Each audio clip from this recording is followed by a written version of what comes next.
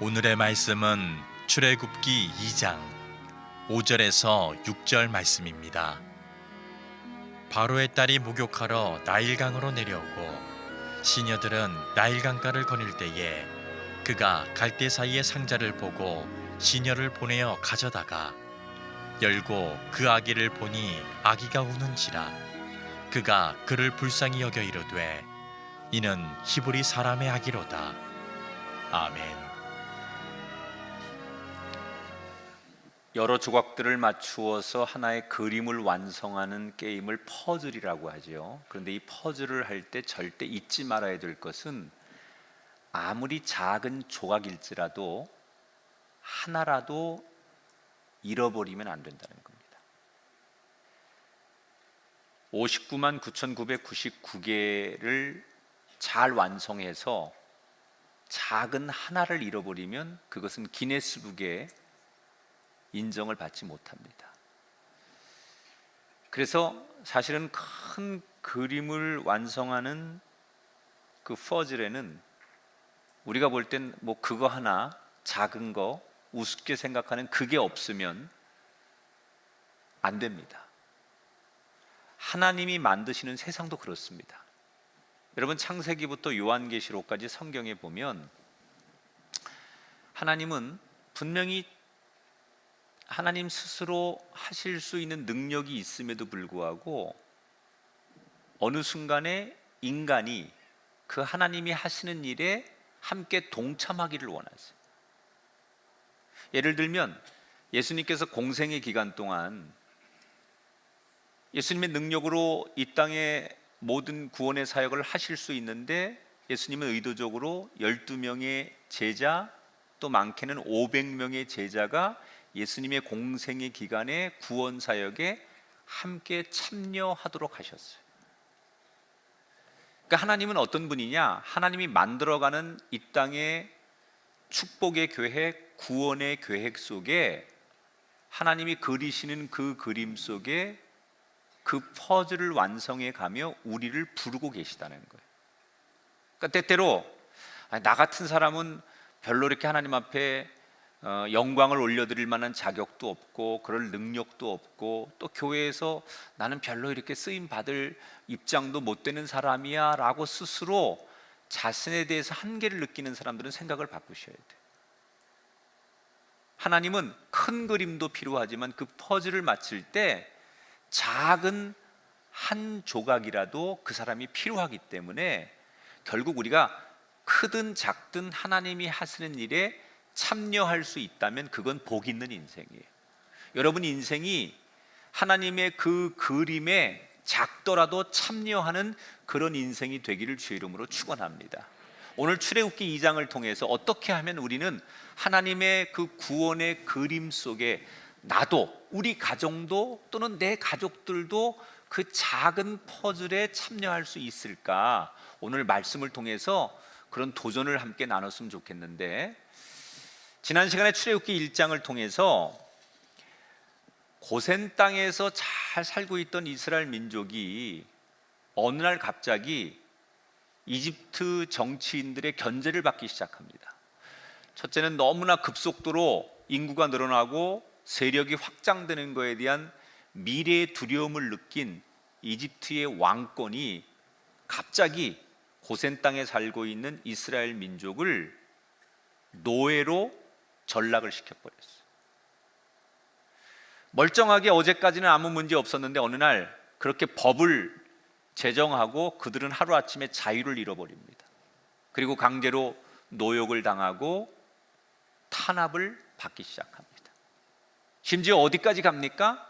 아들이 태어나거든 그 아들들은 갓난아기일 때 아들들은 다 죽여라.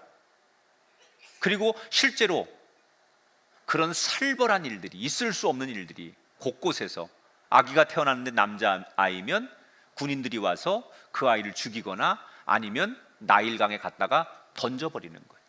그러면 나일강의 악어들이 그 아기를 잡아먹거나 그 나일강 일대에 어린 남자 아기들의 시체가 둥둥 떠다니는 일들이 실제로 너무나 잔인하게 일어났어요.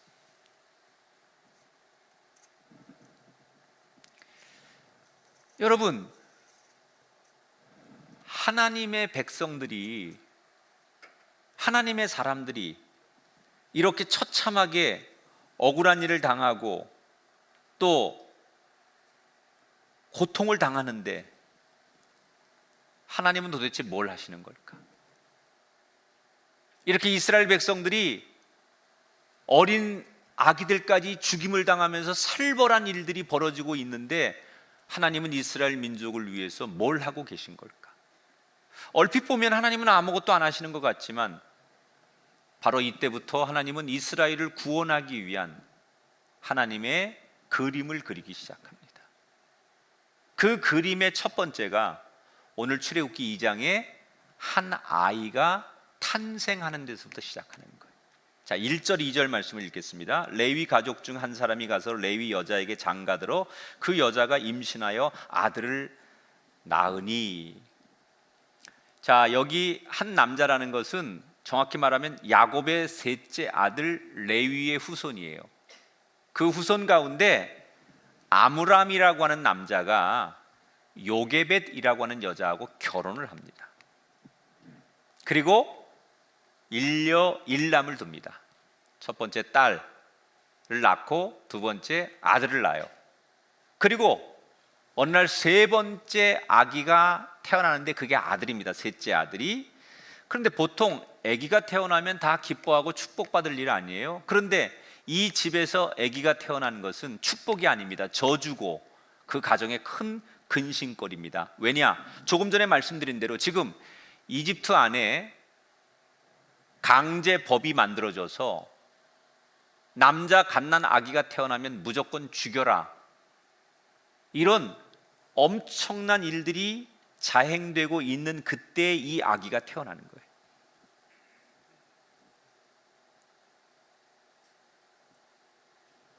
만약에 몰래 남자 갓난 아기를 숨겨서 키우다 적발이 되면 그 아기의 생명은 물론이고 그 부모와 가족들도 죽임을 당하는 엄청난 일들이 벌어지고 있을 때예요. 자, 이 부부는 이미 법이 만들어지기 전에 태어난 남매하고 새로 태어난 이 아기하고 어떻게 살아야 할까? 다른 집 같으면 억울하지만 힘들지만 다른 가족이 살기 위해서 이 아기를 버리거나 나일강에 던지거나 이렇게 하는 게 그 당시에 보통 일인데, 이 부부는 고민을 합니다. 그리고는 위험한 선택을 하죠. 이 아이를 끝까지 살려보겠다고 결심을 합니다. 그래서 처음에는 아기가 마치 여자아이인 것처럼, 갓난아기니까 그렇게 사람들에게 연기를 하고, 가능하면 집 밖으로 아이의 울음소리가 새나가지 않도록 아이의 입을 틀어막거나 모든 것을 조심조심해서 아기를 감춰봅니다. 그런데 아이가 한 100일쯤 지나니까 감출 수가 없는 거예요. 왜? 사람들이 누가 봐도 갓난 아기일 때는 남자인지 여자인지 잘 몰랐는데 한 100일쯤 지나니까 이건 누가 봐도 남자야. 생긴 얼굴의 형태나 이런 골격이 이건 누가 봐도 남자야.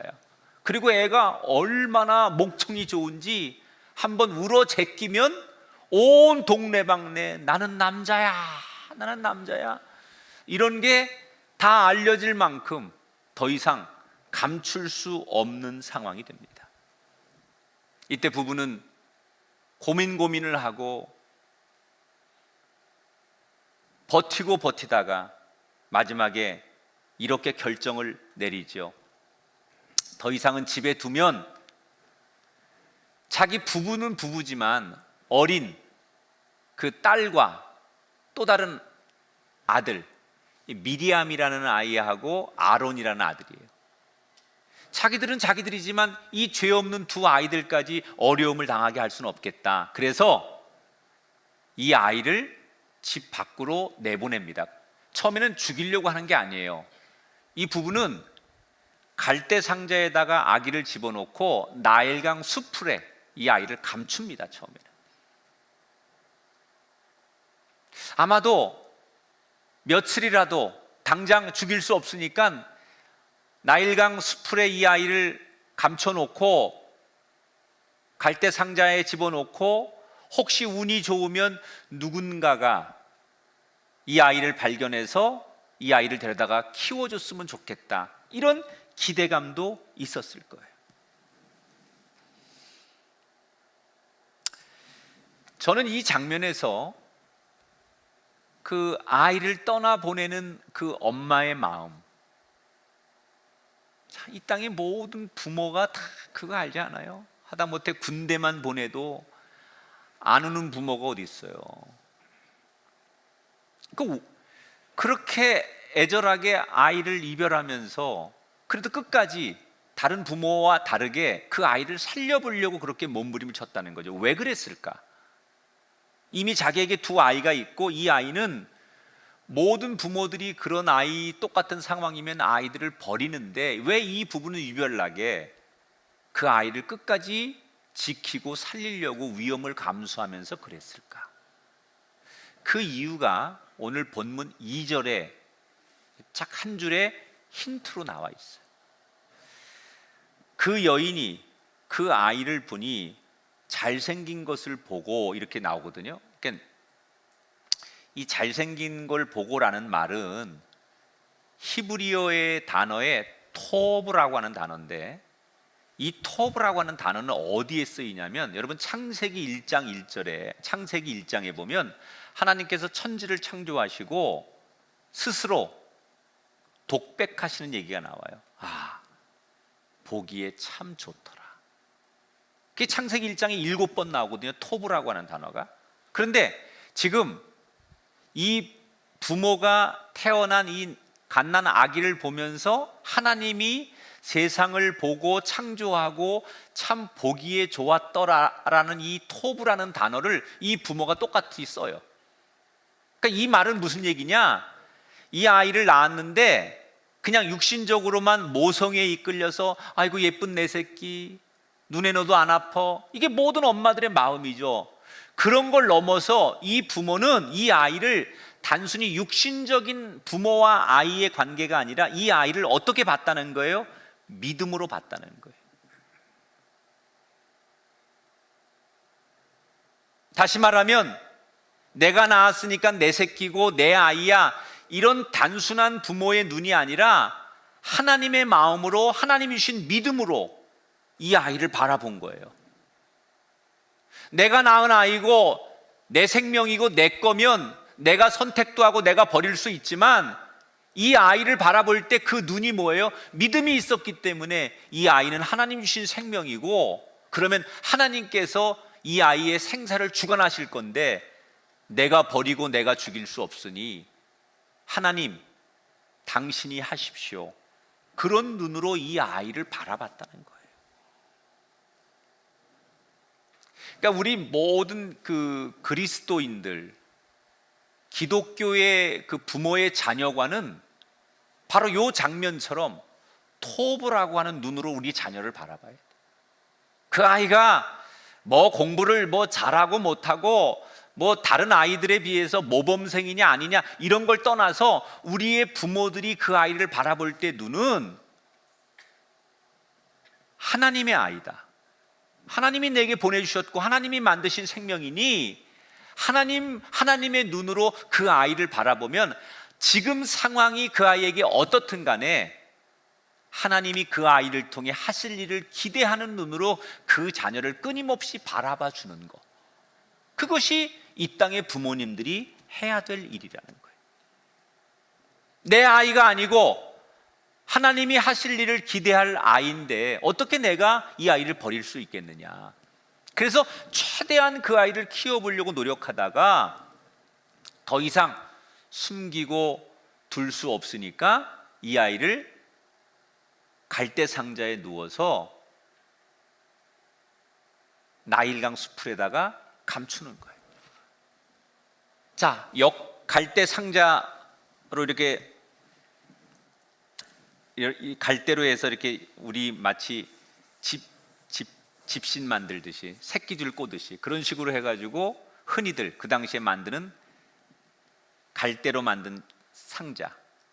그런데 이걸 물에 띄우면 방수가 안 되니까 역청과 송진으로 방수 처리를 합니다. 그리고 그 안에 아기를 담는 거예요.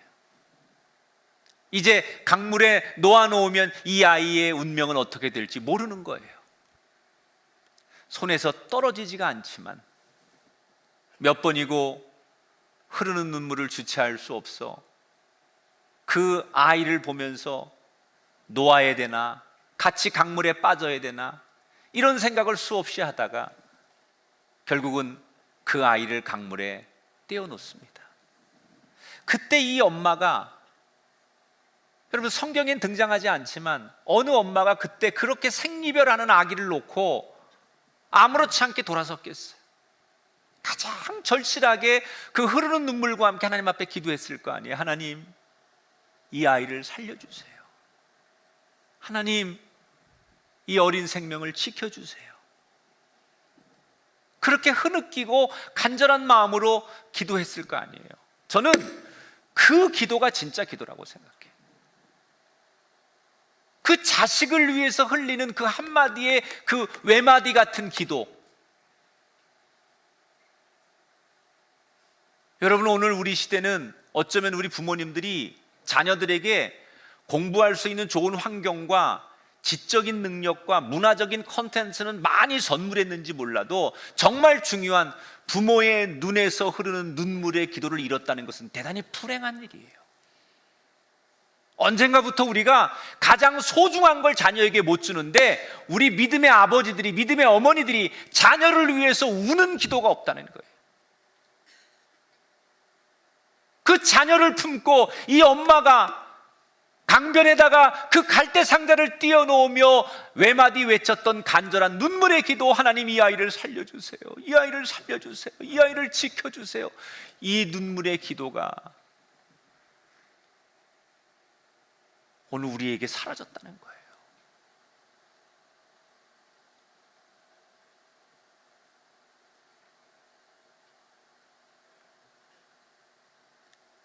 그 아이를 그렇게 떠나보내며 그 아이의 누나죠, 첫째 딸 미리암, 대략 나이가 한 10살에서 13살 정도로 추정을 합니다. 그러니까 웬만큼 상황을 아는 거예요. 어린 동생이 남자아이기 때문에 할 수 없이 이 아이를 나일강에다가 이렇게 버리는 상황을 이 딸은 알고 있어요. 그래서 이 미리암이라는 딸한테 엄마가 이 갈대 상자가 어떻게 되는지 좀 지켜보거라, 잘 보고 있어라, 이렇게 얘기를 해요. 그런데 얼마 지나지 않아서 이 수풀에 두었던 갈대 상자가, 아기가 들어있는 갈대 상자가 이렇게 저렇게 물결에 의해서 흘러서 조금씩 움직이기 시작합니다. 그런데 때마침 그때 이집트의 왕의 외동딸인 공주가 목욕을 하러 나일강에 나왔다가 그 갈대 상자를 만나게 되는 거예요. 이 공주는 어떤 사람이냐? 이집트의 왕의 외동딸입니다. 근데 결혼을 했어요. 당시에 아이가 없었어요. 근데 이집트 사람들은 자기들이 믿는 신에게 나일강변이 워낙 신성한 강이라고 생각해서 아이가 없는 사람들이 나일강에 와서 목욕을 하고 기도하면 그 나일강변의 신성한 신이 자기들에게 생명을 준다고 믿었어요. 그래서 아이가 없던 이 공주는 틈만 나면 아이를 얻기 원해서 나일강변에 나와서 그렇게 예식을 치르기도 하고, 날씨가 더우니까 강변에 나와서 몸을 적시기도 했는데 하필이면 그날 나일강에 나왔다가 그 아기가 흘러내려오는 갈대 상자를 만나게 되는 거예요.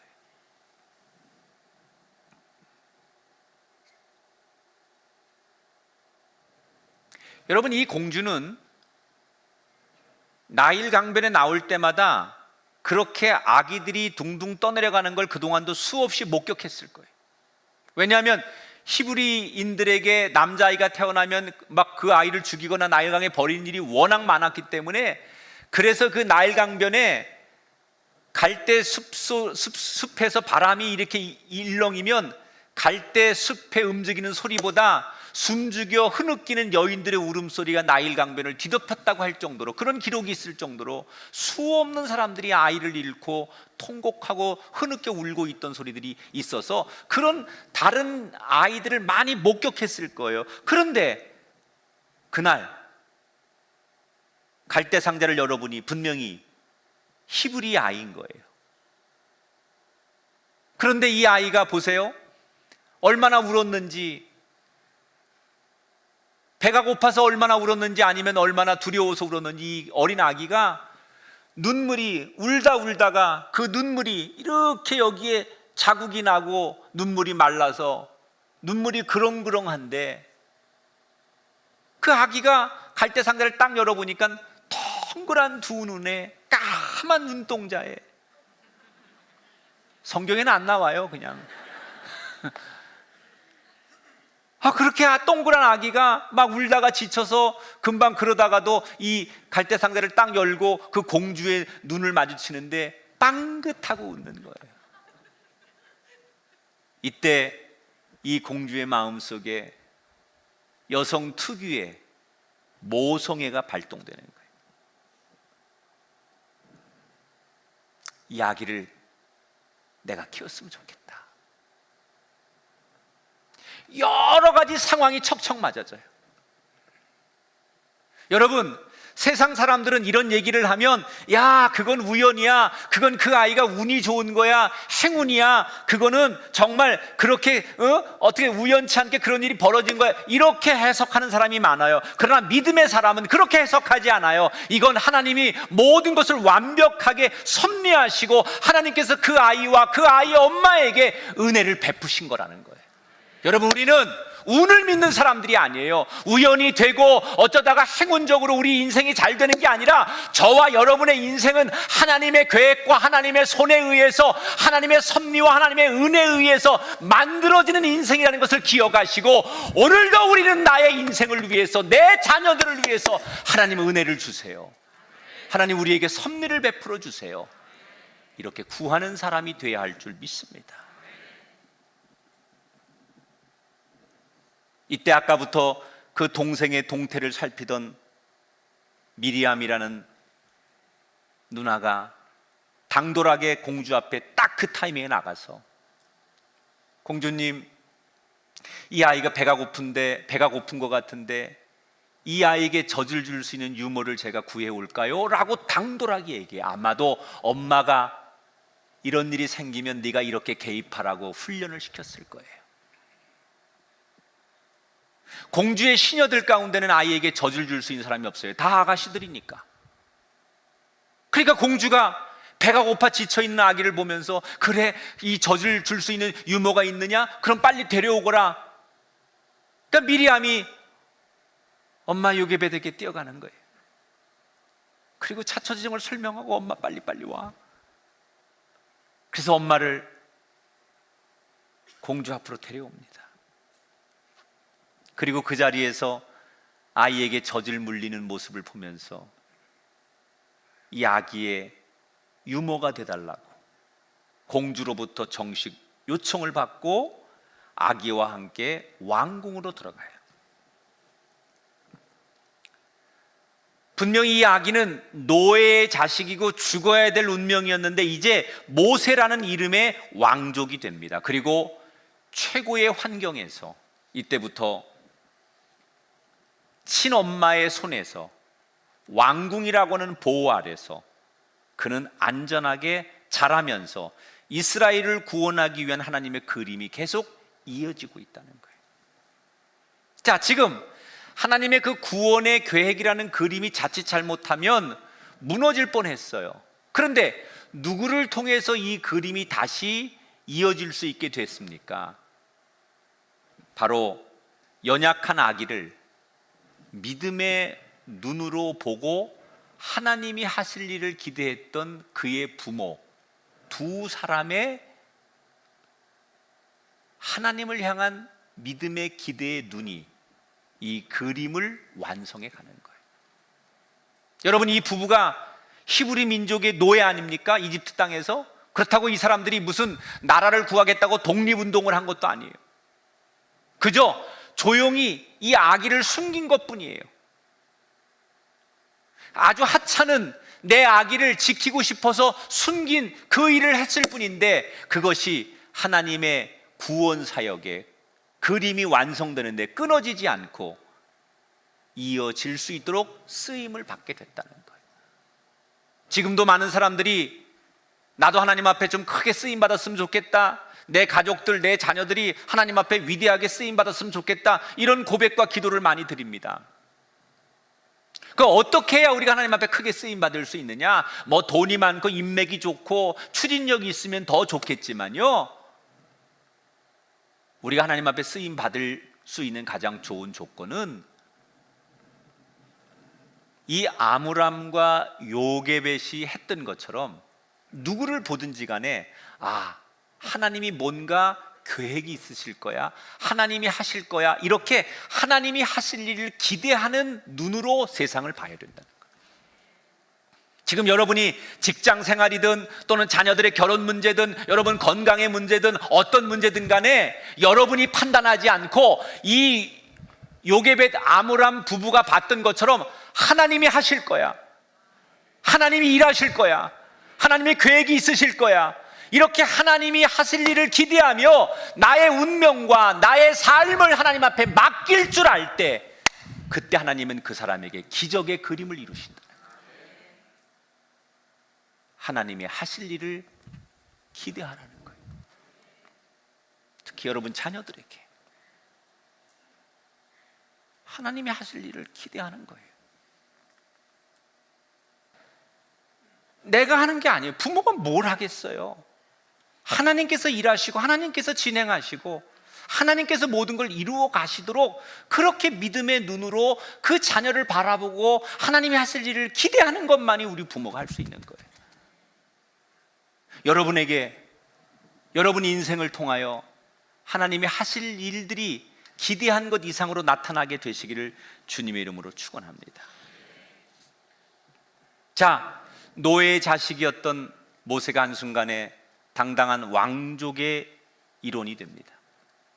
이때부터 모세는 왕족으로서 갖춰야 될 기본 소양, 당시 이집트의 문명은 이집트가 가지고 있는 그 당시의 예술성이나 뭐 철학, 의학 이런 건 세계 최고였거든요. 그 모든 것들을 왕궁 안에서 다 습득하는 거예요. 더 중요한 건 친엄마 요게벳을 통해서 그 젖을 먹으면서, 보통 젖먹이가 당시에 4살에서 5살까지 젖을 물려요. 그러니까 엄마가 그 젖을 물려서 그 자기 아들한테 네가 비록 신부는 이집트의 왕자가 되었지만 너의 정체성은, 너의 본질은 너는 하나님의 백성, 히브리 민족이고 이스라엘 사람이고 너는 하나님의 백성이라는 걸 가르치는 거예요. 3살 버릇 80 가는 거예요. 계속 그 아이에게 젖을 먹일 때마다 하나님 이야기를 들려주고 너는 하나님의 사람이다, 너의 피에는 이스라엘 피가 흐른다, 이걸 아이한테 가르치는 거예요. 그렇게 이 아이가 성장하면서 이 모세는 완전한 이집트의 왕자이면서 한편으로는 완전한 이스라엘 민족으로 자라는 거예요. 그러면서 아이 스스로 사람들이 자기를 왕자님 왕자님 부르고 그러지만 이미 어릴 때부터 배운 대로 자기의 정체성이 분명하니까 내가 아무리 이곳에서 왕자 소리를 들어도 나의 본질은 하나님의 백성이고 내 동족이 지금 노예로 저렇게 고통당하는 이스라엘 민족이니까 저들을 위해 내가 뭔가를 해야 되겠다라는 마음이 저절로 나이가 먹으면서 드는 거예요. 저는 사실은 우리 성도들에게, 지금 코로나로 힘들어하는 이 땅의 많은 그리스도인들에게 이 본문의 말씀을 가지고 우리는 환호해야 된다고 생각해요. 왜냐? 지금 하나님은 이 모세라는 아이가 최악의 조건에서도 그 아이를 보호하시고 최상의 길을 만드신 하나님의 역사를 보면 모세에게만 하나님이 그렇게 하는 게 아니라 오늘 이 땅에 살아가는 하나님의 백성들에게 하나님은 여전히 동일한 하나님이시기 때문에, 비록 우리는 최악의 조건과 상황을 만났을지라도 최상의 환경을 만드신 하나님이 내 옆에 계시기 때문에 우린 이 본문의 말씀을 접하면서 만세를 부리고 할렐루야를 외쳐야 되고 환호해야 되는 사람인 줄 믿습니다. 그렇게 이 모세가 자기의 정체성을 가지고 나이가 먹어가는데, 오늘 성경은 그의 나이 40이 됐을 때 이야기를 들려줘요.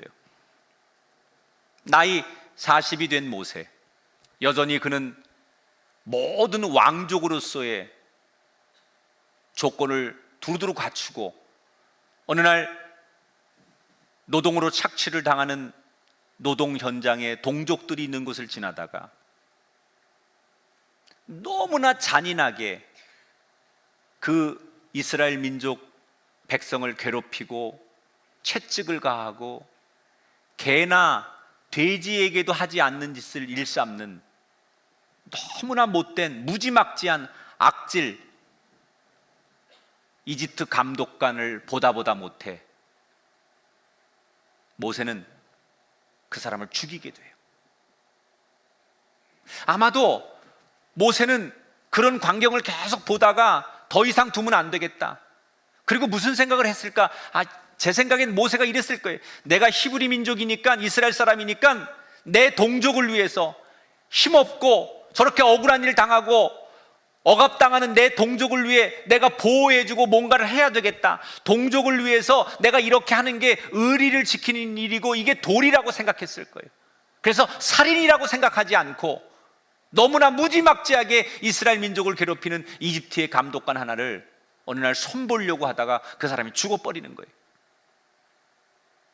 모세는 죄책감을 느끼지 않아요. 왜? 너무나 나쁜 놈이 죽은 거예요. 그리고 내 동족을 보호하기 위해서 나는 해야 할 일을 마땅히 한 거라고 생각하는 거예요. 아무튼 사람을 죽였기 때문에 아무도 안 볼 때 그의 시체를 모래에 파묻어 버립니다. 그리고 그 다음날 아무렇지도 않게 다시 노동 현장에 나갔는데, 그날 같은 이스라엘 민족들끼리 싸움이 붙었어요. 그런데 막 서로 주먹을 날리고 뭘 집어던지고 막 그러는데 한쪽을 일방적으로 때리는 거예요. 같은 민족인데. 그러니까 가만히 모세가 들어보고 보니까 분명히 한쪽이 잘못했어요. 근데 이 사람이 힘으로 같은 동족을 너무나 잔인하게 괴롭히는 걸 보면서 모세가 개입을 하죠. 그 싸움에. 여보시오, 이 어려운 환경에 같은 동족끼리 서로 도와야지 왜 같은 동족끼리 싸우십니까? 그리고 당신 다 보니까 당신이 100번 잘못한 건데 왜 당신이 잘못하고도 이 사람을 이렇게 괴롭힙니까? 힘이 있다고 이렇게 괴롭히면 됩니까? 그리고 힘없는 사람을 보호하기 위해서 모세가 나섭니다. 그랬더니 흥분된 이 사람이 모세에게 대들기 시작하는 거예요. 당신이 우리의 감독관이냐? 무슨 자격으로 끼어드느냐? 그러면서 충격적인 얘기를 합니다. 어제 이집트 감독관을 죽여서 시체를 몰래 파묻은 것처럼 나를 죽여서 또 그렇게 하려고 하는 거냐? 그리고 흥분된 상태로 하면 안 되는 말을 짓거리기 시작합니다. 이때 모세가 엄청난 충격을 받아요. 첫째, 내 동족들로부터 거부를 당했다는 거예요. 내가 이집트 감독관을 죽인 건, 살인한 건 내 동족을 위해서 보호하기 위해서 도리를 다한 거라고 생각했는데, 같은 동족인 이스라엘 민족의 백성 하나는 뭐라고 얘기해요? 너는 살인자라는 거예요. 그리고 자기를 인정해 주지 않는 거예요. 두 번째, 자기가 저지른 살인을 아무도 모른다고 생각했는데 하루 만에 이미 모든 사람들이 알고 있다는 거예요. 이게 만천하에 드러난 거예요. 조만간 이것이 왕에게 알려지면 내가 어떻게 될지를 알고 있었던 모세는 두려웠던 거예요. 아니나 달라요. 이집트의 왕이 이 소식을 듣고 모세를 체포하라고 체포 명령을 내립니다. 자, 여기서 모세가 이집트의 왕자인데 그 절대 왕권주의 시대에 사람 하나 죽였다고 그렇게 두려워 떨고 도망을 가야 될 만큼 그렇게 사태가 위험한 걸까? 이걸 여러분 이해하려면 당시에 이집트 왕실의 권력 지형을 좀 알아야 돼요. 자, 모세를 처음에 나일강변에서 입양한 그 공주는 투투모세 1세라는 왕의 딸입니다. 이 공주의 이름이 핫셉수트라고 하는 공주예요. 그게 이제 모세를 입양한 거예요. 그리고 결혼을 했잖아요. 남편이 있었잖아요. 둘 사이에 아기가 없었잖아요. 근데 어느 날 나일강에서 히브리 민족 아이 하나를 데려와서 아들로 입양을 했어요. 그래서 남편은 불만이 있는 거예요. 왜? 이집트 혈통이 아닌 남의 나라의 아이를 자기의 자식으로 받아들이는 게 어려운 거예요. 그래서 이 남편이 한 궁녀, 이집트의 궁녀 사이에 아들을 하나 얻습니다. 이게 모세가 10살쯤 되었을 때 또 다른 아기가 태어나요. 공주의 몸이 아닌 다른 궁녀를 통해서. 그런데 얘는 이집트의 혈통을 지었으니까 모세보다 얘가 왕이 된다고 생각해서 세월이 지나 모세가 40살이 됐을 때쯤은 투투모세 3세가, 그러니까 이복 동생이 왕이 되는 거예요. 근데 이 이복 동생은 어릴 때부터 자기보다 10살 위에 이 모세라는 형이 비록 히브리 민족이긴 하지만 모든 면에서 자기보다 월등한 거예요. 인품도 실력도 능력도 사람들이 인정받는 것도 워낙 월등한 사람이에요. 그래서 열등감을 느끼고 있는데 내가 순수 혈통이기 때문에 왕이 된 것뿐이에요. 그리고 늘 열등감을 느끼면서 언제든 저 모세에게 내 왕권을 빼앗길 수도 있겠다는 두려움을 가지고 있었어요. 그래서 기회만 되면 모세를 없애고 싶었는데 모세가 어느 날 사람을 죽였다는 보고를 받게 되는 거예요. 이때 이걸 빌미로 모세를 잡아서 죽여야 되겠다고 체포령을 내리는데 이 모든 왕실의 권력 지형과 당시의 상황을 너무나 잘 알고 있었던 모세는 이 상황에서 내가 잡히면 죽는다는 걸 알았기 때문에 모세는 홀로 이집트를 버려두고 광야로 도망을 치게 되는 거예요. 도망을 치다가 하룻밤을 맞이했어요. 어제까지만 해도 편안한 침대에서 잠을 자고 왕자님 그러면 모든 걸 다 도움을 받았는데 하루아침에 광야에서 노숙자가 되고 아무도 없는 홀로 된 고아처럼 여기 서 있는 거예요. 마음이 너무나 복잡한 거예요. 나는 내 동족을 돕고 싶어서 나쁜 의도가 아니라 연약하고 억울한 사람을 도우려고 했던 일인데 어쩌다가 내가 이렇게 인생이 꼬인 걸까? 마음이 복잡한 거예요. 모든 것이 원망스러운 거예요. 이집트도 싫고 이스라엘도 싫고 하나님도 싫고 이쯤 되니까 다 귀찮아요.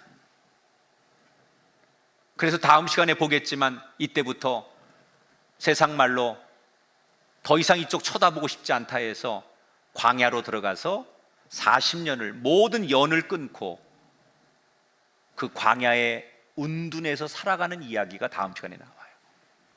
자, 제가 이 설교를 마치면서 마지막으로 여러분에게 나누고 싶은 게 있어요. 모세가 진짜로 이스라엘 백성을 구하려고 했다면 인간적으로 볼 때 요 40살이 가장 좋은 기회였다고 봐요. 40살이 되면서 인정받는 어른이 되는 거잖아요.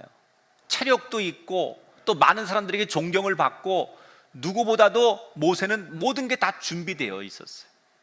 마지막으로 하나님만 도와주면 돼요. 하나님이 여러분 뜻하시면 그 못된 왕을 제끼고 모세를 왕으로 세울 수 있을 거고 또 히브리 민족 사람들에게 자기들을 위해서 그렇게 이집트 사람을 대신 죽여주고 살인자 누명을 쓴 모세가 자기들이 영웅이 되어야 되잖아요.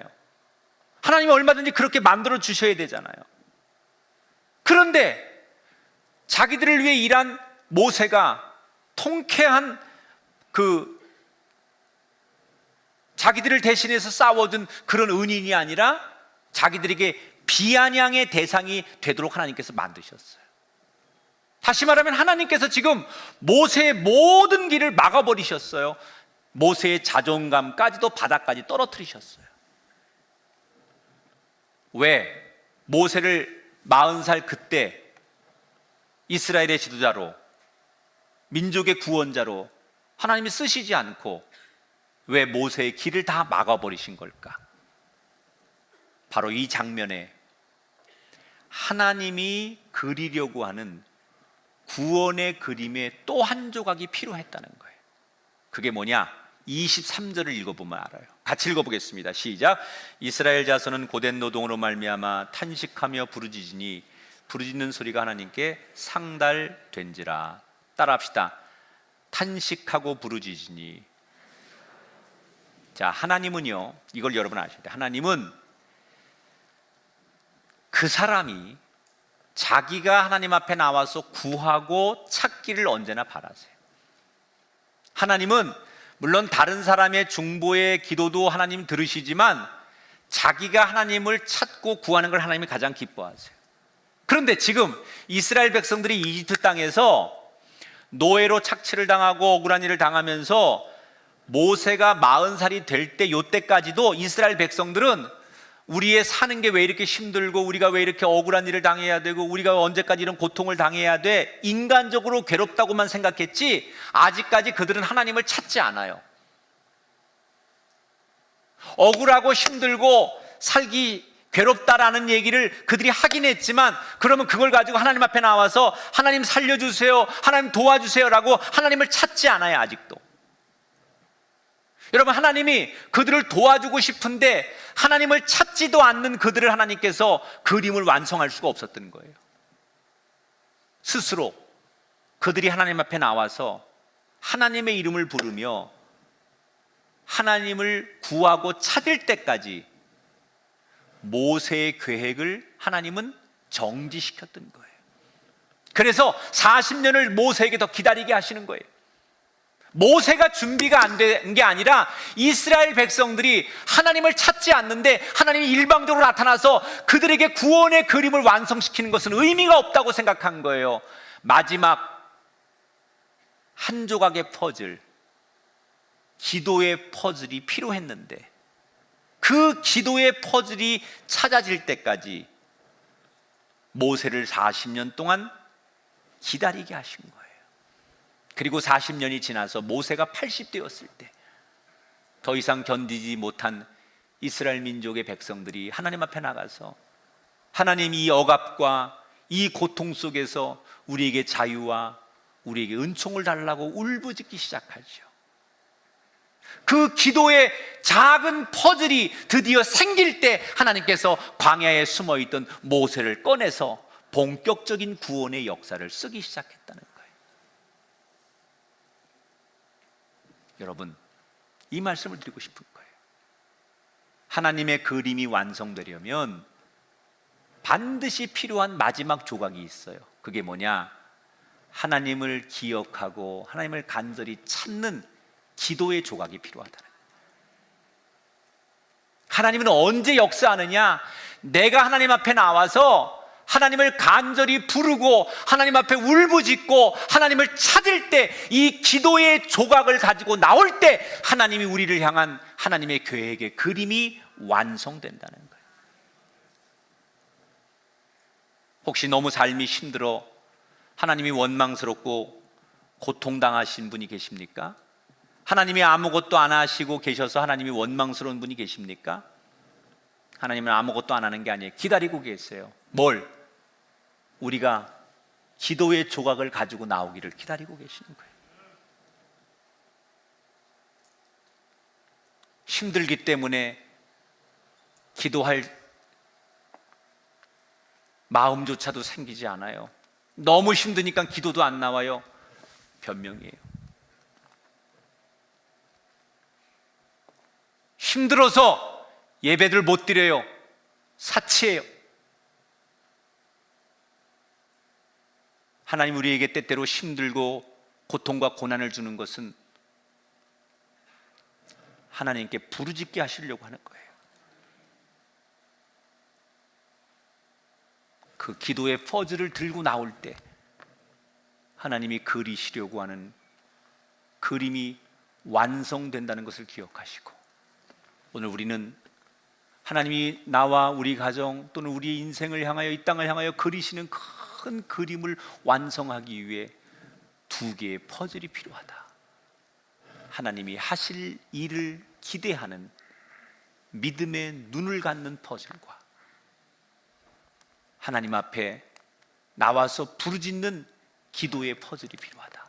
그런데 기도하라고 하면 사람들은 하나님 앞에 나와서 좋은 얘기만 하는 게 기도라고 생각해요. 뭔 좋은 얘기만 기도해요? 하나님 앞에 나와서 하나님의 이름을 부르고 내 속상함과 분노와 원통함과 괴로움을 토하는 것도 기도인 거예요.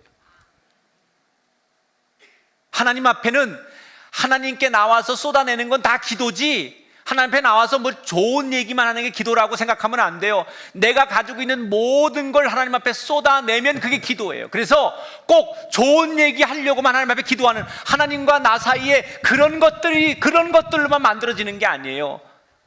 때로는 고통과 쓰라림과 아픔까지도 토해낼 수 있는 것도 기도라는 거예요. 힘들면 하나님 앞에 나와서 원망하세요. 힘들면 하나님 앞에 나와서 우세요. 힘들면, 억울하면 하나님 앞에 나와서 소리치세요. 하나님 그때 여러분을 위해 일하기 시작할 줄 믿습니다. 그 위대한 하나님의 큰 그림의 구원의 완성이 양손에 오늘 주신 말씀 이 두 개의 퍼즐을 가지고 여러분에게 완성되어지는 멋진 인생이 펼쳐지게 되시기를 주님의 이름으로 축원합니다.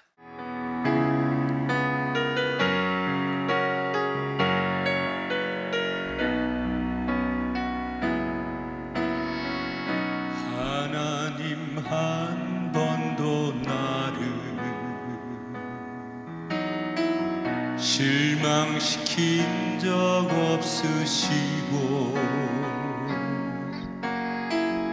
언제나 공평과 은혜로 나를 지키셨네. 오 신실하신 주, 오 신실하신 주,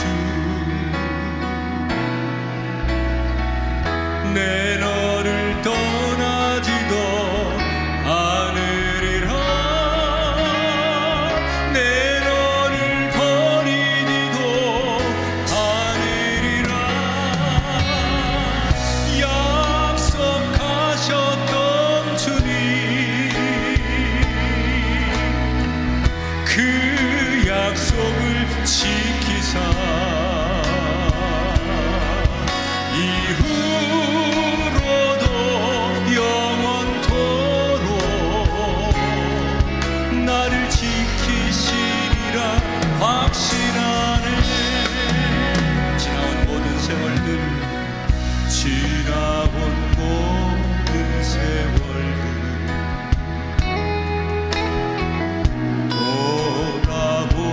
돌아보아도 그 어느 것 하나 주의 손길 안 미친 것 전혀 없네. 오 신실하신 주, 오 신실하신 주, 내 너를 떠나지도 않으리라, 내 너를 버리지도 않으리라. 약속하셨던 주님, 그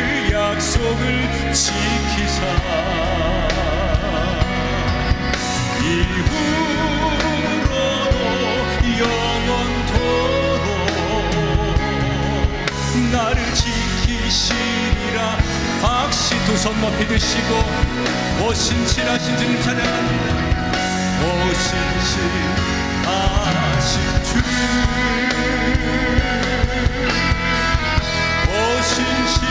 오신실하신 주, 내 너를 떠나지도 않으리라.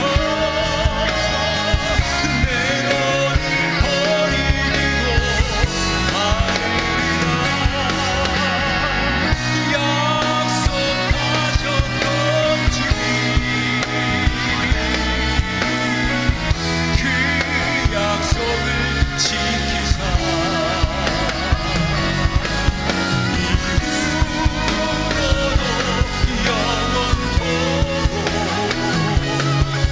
나를 지키시라 확신하네.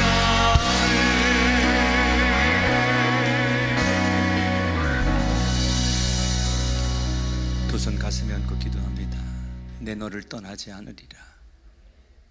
아무리 내가 세상에 억압당하고 고통당해도 나는 너를 버리지 않으리라.